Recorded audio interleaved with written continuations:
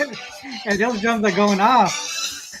Man, we finna break the drum. I'm finna break it. Hey, give me another snare over here, man. Nah, but it's NBA Talk with Jay. Welcome to another show, man. It's Thursday. We're trying to get some cash. Obviously, on Thursdays, we have our guy, Ronald Cabang, with us. Have a special guest with us today as well, man. Mr. Veno. First, Ronald, what's up with you, my brother? And then kick it over to Rob. Yeah, man, doing really well. The playoffs have been pretty good. Did get some losses yesterday, but overall the playoffs have been really good. I think moving forward, we're going to be able to focus on less games and really bring in the quality analysis into these. So, yeah, definitely excited for the rest of the playoffs. Rob, how you doing, man? I am good here, guys. Glad to be here, Jay, on a Mavs clinch day, should I say? I don't know. Let's get the Mavs over the finish line here. That's why I'm representing. NBA's been good. Last night I had Golden State, though, in that late game. Not so good. Laid too much wood in a 4-point win early on. Skated by with that Milwaukee-Chicago under, guys. I don't know if you guys had that, but yikes. That was by the skin of our teeth. So look to put something together here tonight, Jay, up and available right now at wagertalk.com for myself. Gotcha. Yeah, my guy Rob, my guy Ronald as well. They liking the hat in the chat as well, Ronald. So I dig it, man. I like it. You capper in here, but it's all business here, guys. Let's try to get to some cash today. It's all we try to do. It's us against the books, right? Let's get to it. It's all business. Let's go over here to the streets of Toronto right now. It's game 6 now. Doc Rivers starting to have to answer those questions about losing these, about, being up 3-1 and losing this series. The Raptors, they were down 0-3, right? They said themselves, there was any team to come back. They've won 2 straight, Ronald. I don't know. The pressure's starting to get on now for Philly. What you think about this game, my brother? Yeah, man, this is a tough game. I mentioned a couple of days ago on the Triple Double show with John Ryan, the longer this series goes, the more confidence and momentum the Raptors are getting. And even in a series preview that I did, I said this was going to go seven games, and I didn't think it was going to be in this fashion, like 3 in a row, then whatever. But I still believe this is going to go 7 games. I think the Raptors take this one. If we look at this game by game, Sixers win by 20. Game 2, Sixers win by 15. Game 3. Sixers get a win by a 3-point win by 3 points, and you can kind of already see the shift of the margin of victory going towards the Raptors here. Now we have game 4, Raptors win by 8, and last game win by 15. So I mean, like, if you think about it, that momentum is so strong coming into this game. I'm not saying the Raptors win by 20 points or anything like that, but you can just tell by the body language in the last game, the momentum has shifted, and that's what you really need in the playoffs. I mean, if you think of it from a coaching standpoint, coaches always talk about peaking at the right time, and it's because when you're at your peak, you're at your highest confidence level, and the momentum is on your side. If you think about how the Bulls did it this season, right? They peaked early in the season, and then they lost all momentum heading into these playoffs. And obviously you see how that went. But now the Raptors have some momentum on their side and confidence on their side right now. Trend-wise, Raptors 22-14 straight up and against the spread against conference teams with a winning record, and including 4-1 against the spread in the last 5 games in these spots as home dogs. The only loss was against Philly in game 3 when they failed to cover by that 1 point. We also see some strength in the line here where they were 2.5-point dogs in game 4 at home, and now they're 1.5-point dogs here today. So to me, the signs are pointing towards the Raptors winning this game outright tonight, and to get this over to the 7-game series. What are you thinking, Rob? Well, I'm going to say this, guys. I agree with a lot of what Ronald said here. I mean, as somebody who's holding a Toronto series plus 155, I was ready to scrap that thing after 3 games, right? When Embiid hit that miracle 3, you think you're done with. But it has come full circle, and the momentum has shifted. And you do see Philadelphia, in these interviews starting to scramble a little bit, right? I know is somebody, Jay, you just posted from the chat room, Doc already getting a little defensive with his answers. He's a little hot with reporters asking these questions. But, hey, they're right to ask him. I got this number this morning. I'm going to read it to you guys. It was put up on Twitter by Zach Lowe of ESPN, talking about the Philly lineup. The starting lineup has played 110 out of 240 minutes in this series. No other lineup, no other combination has played more than 13. I think right there, that's enough to tell you they're a little bit – I think we knew the concern after the trade was going to be their depth. At some point in time, guys like Niang, guys like Danny Green, guys Paul Reed, Shake Milton, all these, somebody's going to have to make threes. to help Joel Embiid out. And they can't even find a good backup lineup right now. So I think it's troublesome for them. And I think what else is troublesome is that it's the second time Joel Embiid has publicly asked for James Harden to become more aggressive scoring-wise. He asked before the series started, and after that most recent loss, again, we need James to be more aggressive scoring-wise. We said it 100 times, Jay. He doesn't like playing this team. This team defends him different than anybody else. They bug him. They force him into turnovers. James Harden, he shot better than 50% in one game this whole series. Other than that, he's 18 of 54, 33%. You're banking on this guy to put up big numbers, and he's just not doing it right now. Harris and Maxey, when we last talked, Jay, we were talking about their decline in Toronto, 56 points combined as opposed to 107 at home. But then they come back again and don't score in game 5 at home. So now they're down to 28 points a game. They've been absent. Toronto's doing all the things that at the start of the series we thought they could. They're winning points in the paint by big margins all of a sudden. They're winning fast break points. They were number 3 in the NBA in fast break points this year. They're winning that.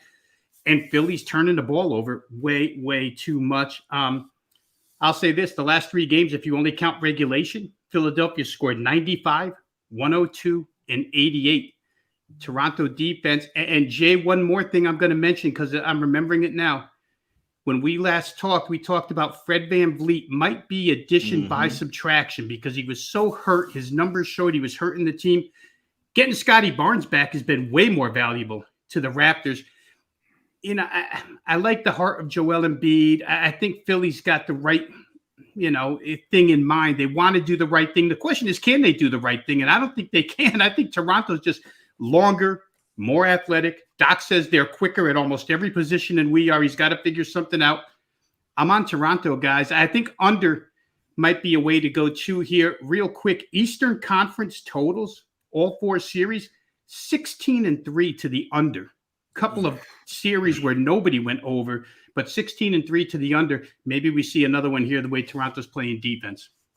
Yeah, I couldn't talk you guys off the Raptors here. I'm leaning that way as well. I hadn't betted. There's only one game that I care about today, but I would lean to the Raptors here. Now, on the other end, obviously, psychologically with the Sixers, I wouldn't also be surprised them. Like, you don't want a game 7, right? Even going game 6 on the road, you want to make sure it doesn't come back to the house here. But yeah, it's a tough game for me. I could actually see both scenarios. I could see Philly actually growing a pair and, getting it done to wait. This one don't even go to 7, right? Because if you go to 7, the nerves are going to be even higher, right? So it's a must-win spot for the Sixers if you ask me, even on the road. But trust me, guys, I agree. I'm the one that said it, probably one of the first ones that said it. I think the Raptors, as far as this series goes on, I trust the Raptors even more. I trust their coaching even more, right? We trust their defense even more.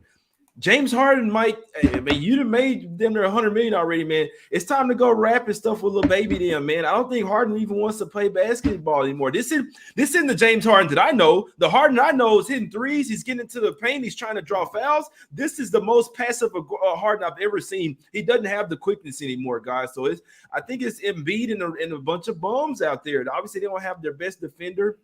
I lean Raptors. I may ride with you guys. It's nothing official for me on this game. It's a toss-up type of game. I can see anything happening, but I do see the Raptors pushing this from the game 7. Obviously, they have the confidence, and I like what Nick Nurse said. If there's any team that come back down from 3-0, it could be us. I'll be honest. I'd love to see the Sixers piss this series. Well, I'd love to see it.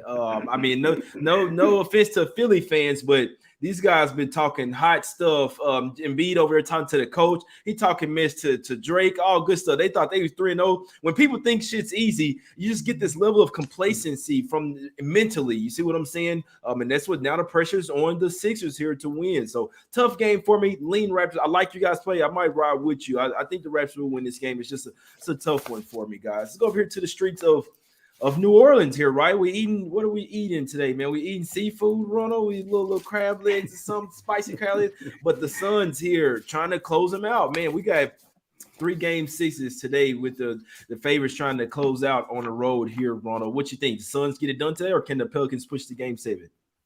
Yeah, this is a tough game here. These two teams have been going back and forth this whole series. I can't see Bridges playing the way he did in Game 5. Obviously he scored 30 plus points that game, but what he did in the last game should open up the offense a little bit more for the Suns today.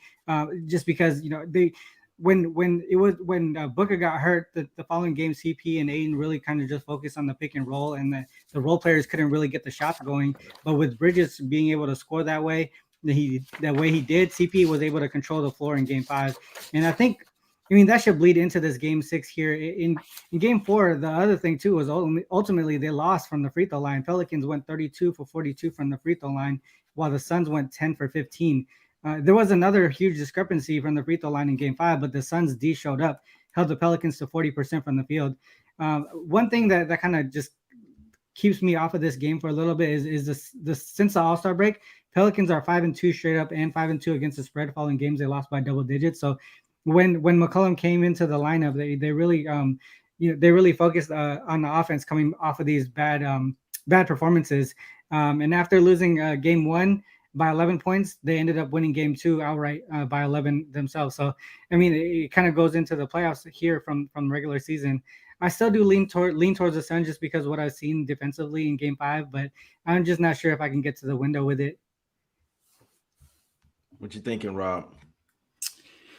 Well, I'll say this, Jay, because you mentioned last time that you like to look at the psychological edges in these games. And this, if we compare it to the one we just talked about, each dog has the same motivation, right? You're home Game 6, you're down 3-2, you're backed into the corner. We know what the dogs are thinking. The two favorites might be a little bit different. I mean, Philly is probably a little more. I got more trust in Phoenix without Booker than I do in a nervous Philadelphia team with a nervous head coach defensive. You know what I mean? So from that perspective, I think you would look toward the favorite. But New Orleans has been a difficult matchup. I don't know. He's not on the injury list, but the Brandon Ingram injury at the end of that game where he threw the bottle, where he hurt his hand, you wonder if that's going to affect his shooting tonight. It affected him last game at the end. New Orleans makes one basket, one field goal in the final 5 minutes of that game and none in the final 3 minutes. And I'm going to use that to lead into the total here, guys, because if there's any series that has been overprone other than Golden State, Denver, it's this one. The number is set in a reasonable place every single game today. I think we're looking at 214 again. Very reasonable. They've gone over the number, I think, 3 or 4 times already. And last game, they get to 209 with New Orleans going 5 of 25 from 3. McCollum couldn't hit. The Ocean. Brandon Ingram, as I mentioned, 1 of 5 from 3. And you just don't expect that out of those two guys. This team's, Ronald was talking about the free throw line. New Orleans averaging 31 free throw attempts a game. So they're getting there. And then I just have to bring up Phoenix because these numbers, they astound me the way they score points, guys. Modern day basketball is all about layups and threes or points in the paint and threes.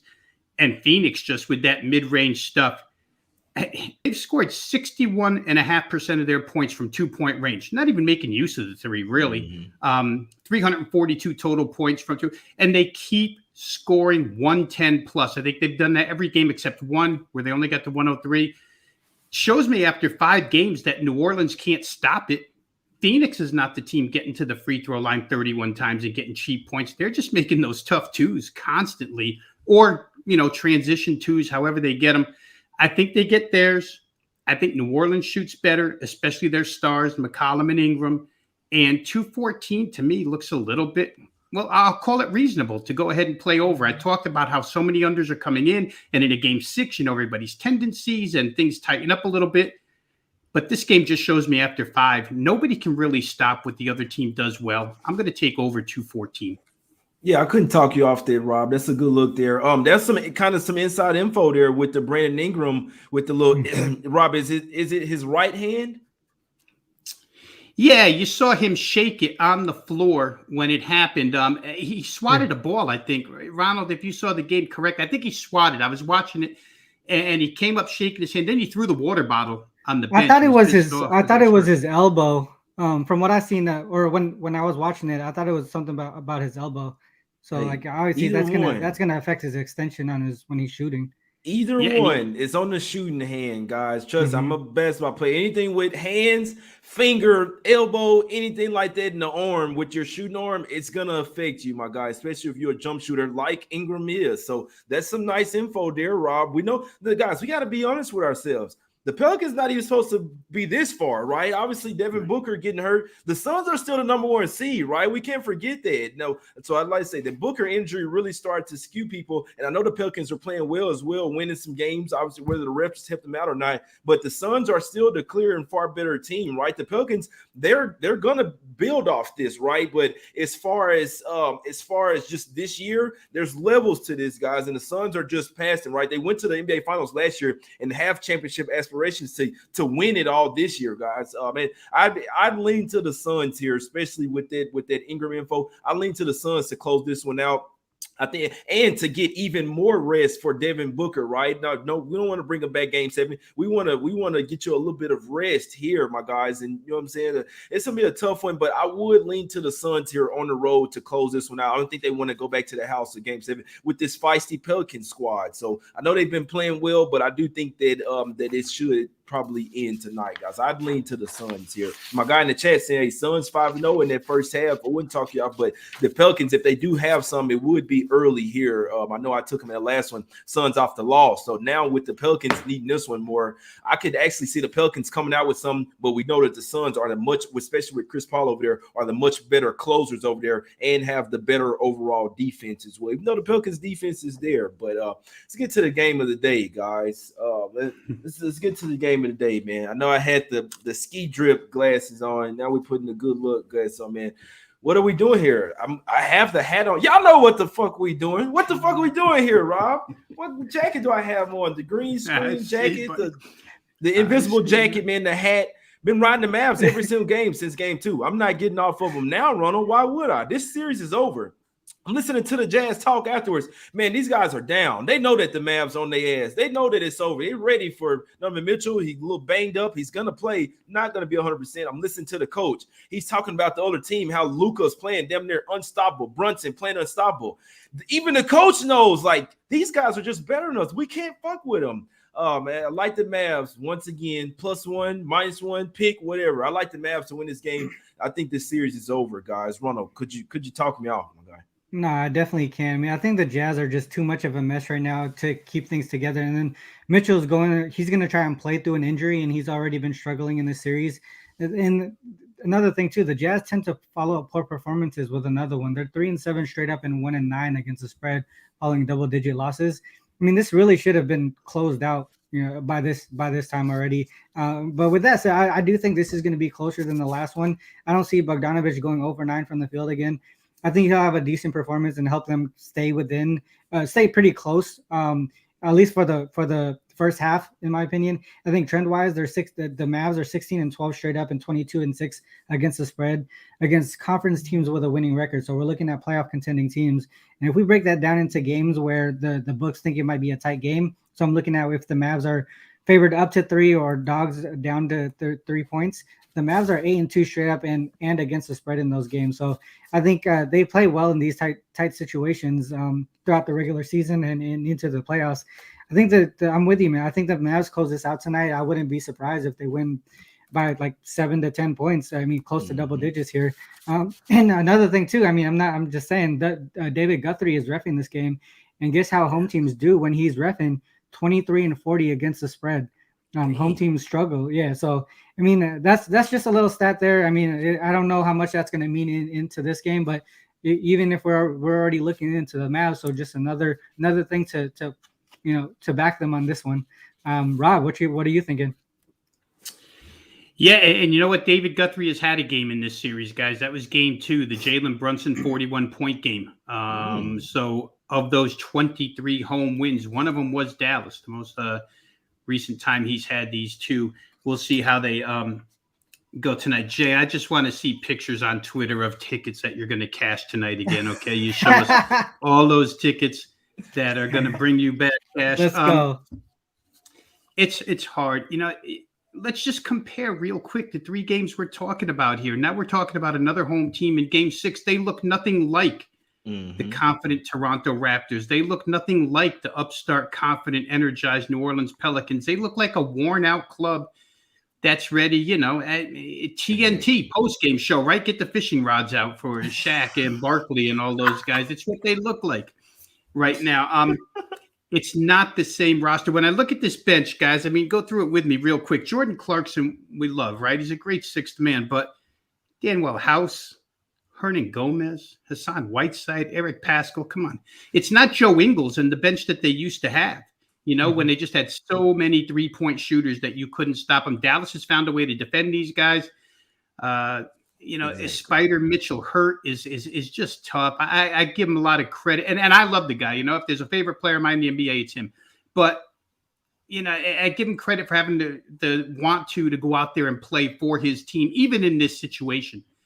But I don't know that he can make a big difference here. Dallas has found every single way. Again, we'll rattle off their defenders, right, Jay? They're man-to-man defenders.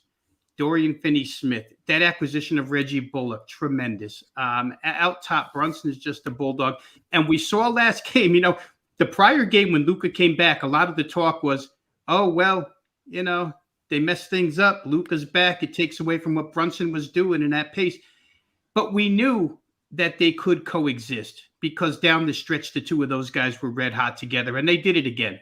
Brunson over 20 points, Luka big day. I think it's just too much. Dallas still has guys that aren't really performing that well offensively. God forbid they all get going here and shoot threes in this game on the road. Then it would be a little bit easier than I expect it to be. I think Utah will have a little bit of fight. I just don't think they're good enough. At this point in time, I just don't think they're good enough. Dallas looks quicker. Dallas looks better. The advantage, as I say, the advantage Utah used to have was they could outshoot you from the perimeter. That advantage doesn't exist in this series. No more. And how about this, Jay? You might have heard this already, but if Dallas does get through here, there's word that we're going to see Tim Hardaway Jr. in the next series, which would just be another guy that other teams have to pay attention to, give us 14, 15 minutes and shoot the basketball. So I like Jason Kidd, what he's done in this series, and I like Dallas here. I think it'll probably stay under. I like the defensive angle in this series. Dallas been really, really good against the Jazz. So that's probably the two looks I would have, Dallas and the under. Yeah, you talk about Dorian Finney-Smith. Dodo, you said, I got to get a Dorian Finney-Smith jersey. I absolutely have to. You see what I'm saying? They asked him about, they asked Donovan Mitchell, hey, you know what I'm saying? What about you? You've had some really big playoff games, right? You didn't have a good game night. He was like, man, I got to give credit to Dorian Finney-Smith. See what I'm saying? He has to give credit where credit's due. Then they asked Dorian Finney-Smith about Mitchell. Sounds like he's ready to go to another team. But they asked Finney-Smith about it. Hey, Donovan Mitchell gave you all the credit about his defense. You guess what he says? We got one more. I don't give a damn what he said about my defense. We got one more win to get, man. Then we can laugh and talk. I call you on the phone. Yeah, I locked you up. Nah, man, we got one more game. I don't give a damn about what he said. I think this Mavs team is really prime, guys. Remember, they were in this situation last year, and they could have won in game 6, and then they went back game 7. They ended up losing game 6 and 7 to the Clippers, right? They were up 3-2. This is when it flips. This is when they're like, all right, we got to win game 6. Can't make it go back to the house of game 7. If they can hang with Paul George and Kawhi Leonard last year, I said I believe they get to the second round this year, guys. So, yeah, Mavs plus the 1 pick, money line. I like the Mavs today. We riding them again. Was this 5th straight game? And I believe we're cashing again. Got the hat on, the glasses, the jacket. Let's get some cash, my guys. Us against but I think the Jazz team will blow up after this. Snyder's leaving and Donovan Mitchell's going. Not sure what Gobert's doing. They probably leave him over there. But you know what? Rather than talk about Gobert, I'd rather talk about some shirts, man. Y'all hit me up, man. You knew it was coming, Ronald. I have the royal blue us against the bookie shirt on today, man. We cash in Mavs colors. You see what I'm saying? The match that had whatever shirt merchandise you'd like to get. You got them glasses on the site as well, man. The J Money swag glasses, they coming on the site as well tonight. And I'm taking some pictures in the glass, so you don't have to just see the glasses. I'm modeling them motherfuckers. But what's up with you, Ronald? As always, guys, have you checked out all the new cappers at Wager Talk and Sports Memo, man? Use promo code J50 to knock 50% off whatever you have in the cart. That's for my guy Ronald Cabang. That's for Rob Veno, Teddy Covers. Whoever I have on the show, use promo code J50 at sportsmemo.com or Wager Talk, whatever you have, guys. These guys do baseball, NFL, everything, man. We're doing WNBA everything, guys. Go check out the site, Rob. Anything you liking on today's card, and let them know what you got going there at Wager Talk. Yeah, if you visit wagertalk.com, NBA best bet up and available right now for tonight's action. So go ahead and visit over at wagertalk.com. Real quick, if you're not a member, all you got to do is drop an email address in there. You get access to all the shows we do every single day. I'm just talking to the two guys off air here, and we got so much going on today. The USFL show that I'm going to be a part of, the NFL draft show, more NBA coverage. There's guys doing MLB, hockey, horse racing. The Kentucky Derby's coming up. Great staff. You get a ton of information. If you're interested in, some professional analysis, go ahead and just drop your email at wagertalk.com. Jay, I think it's interesting, this Utah-Dallas series. We have seen the line move towards Utah every single game, and we shake our heads and wonder, Dwayne Wade, hold on to your money, dude. Don't keep betting your team. And it looks like he stopped betting them tonight because there's no Utah money coming in here. Dallas looks to be a good play. I'm going to save that for you, though. I think for me tonight, I would lean Phoenix and New Orleans up and over the total. I just think there's too many things here, ingredients after 5 games that indicate to me the odds maker hasn't really adjusted it. He hasn't needed to. And if it's going to stay stagnant, I'm going to go ahead and play it. So give me up and over 214 as a best bet for the show, Phoenix, New Orleans. I could not talk you all. Yeah, for me, I'm on the little G League site compared to Wager Talk. I'm on over at Sports Memo, but we work the same way. We do the same things. We have all our shows going. I did 2 shows this morning too. I mean, me and Rob were both really busy with all the other shows that we do and all the sports that we can. We do baseball. I mean, I'm coming out with my show next month as well, and that's going to cover a lot of sports, and we're going to cover EPL, Euro League, and all that stuff, soccer. We're going to be doing a lot of stuff there. But as far as what I have today on Sports Memo, I'm going to have 2 NBA games and 1 MLB game. And then, obviously, like for today, I'm a rock with Jay here with the Mavs. We're going to take that. We're going to close out the series here tonight, in Utah. Let's get it done. I like the hat, Ronald, as well. I like it. You gonna have to give me one of them hats made, Ronald. I need one of them things, man. This the only hat that I own, and I only throw it on when it's a Mavs game. And Rob comes on, and the Mavs win. See what I'm saying? It ain't Monday, but it's Thursday. Rob on here, Ronald's on here. We cash on Mondays and Thursdays every day, man. We're trying to take the bookies cash. It's the Mavs for me. Money line +1, whatever you get. Basically, whatever you're taking is basically you need the Mavs to win. You see what I'm saying? Whether you're getting a -1, +1 at a pick or the money line. I like the Mavs every which way in this damn game. I wouldn't be surprised to see the Jazz try to come out with something, but just their confidence, overall morale is down, guys. I'm listening to them, and it's crazy because they've been in the playoffs for the past 3 years with top seeds. You would think that they have high aspirations. This team is done. I'm not sure where they're going directions after this, but I'm just listening to them, and psychologically, I think that they're already checked out. You see Gobert as the leading scorer for the Jazz in the last game. That leads me to believe that he'll be the last player left on the Jazz. Everybody else is leaving, my guys. Mitchell, they're basically admitting that, yeah, the Mavs are way better than us, and this series is over, guys. So I wouldn't be surprised to see this being a blowout tonight. Give me Luka, Brunson, Bullock, Dodo, Kleber, the Mavs. See what I'm saying? Jason Kidd has done a hell of a job with this team, man. They're playing for each other, passing the ball, sharing the ball. The Jazz, even their coach said it. They're not playing for each other right now. They're not sharing the ball or playing their best basketball of the season. Coming from their own mouths. Come from their own mouths. Mavs, -1, top play today. Let's get some cash. We will win today, my guys. We back tomorrow. Let's get some cash. We out.